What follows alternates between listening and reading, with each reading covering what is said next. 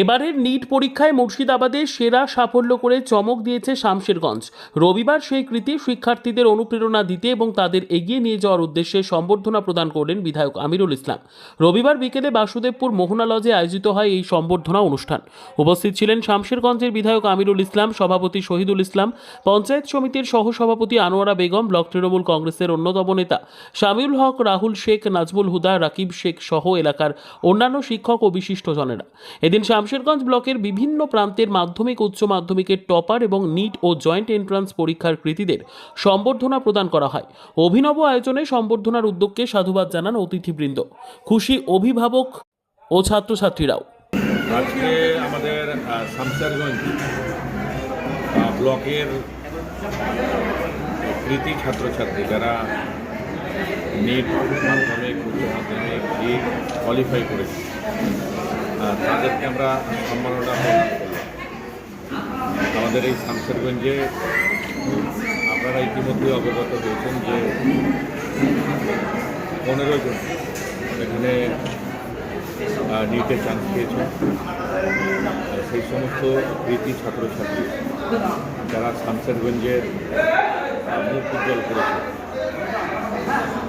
আমাদেরকে গৌরবান্বিত করেছে, সেই সমস্ত কৃতি ছাত্রছাত্রীদের আমরা সম্বর্ধনা করলাম। আমাদের বাসুদেবপুর যে মোহনা লজ, সেখানে সমস্ত যারা কৃতি ছাত্র তারা এখানে উপস্থিত ছিলেন, তাদেরকে সম্বর্ধিত করে নিজেকে ধন্য মনে করছি এবং আমরা চাই যে মানব সম্পদের বিকাশ ঘটুক।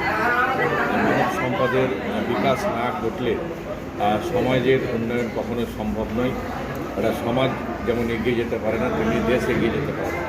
তো সেই কারণে আমরা সেই সমস্ত ছাত্রছাত্রীদেরকে আজকে সম্বর্ধিত করে উৎসাহিত করলাম এবং আগামী দিনে যারা পরীক্ষা দেবে তাদেরকেও আমরা এর মাধ্যমে একটা বার্তা আমরা দিতে চাইছি যে আমাদের এই শামশেরগঞ্জকে এগিয়ে নিয়ে যাওয়ার জন্য আমাদের ঘরের ছেলেমেয়েরা যাতে ভালোভাবে লেখাপড়া করে নিজেদের ভবিষ্যৎটাকে উজ্জ্বল করে, দেশের ভবিষ্যৎটাকে উজ্জ্বল করে এবং পরিবারের যে আশা আকাঙ্ক্ষা সেটাকেও পূরণ করে।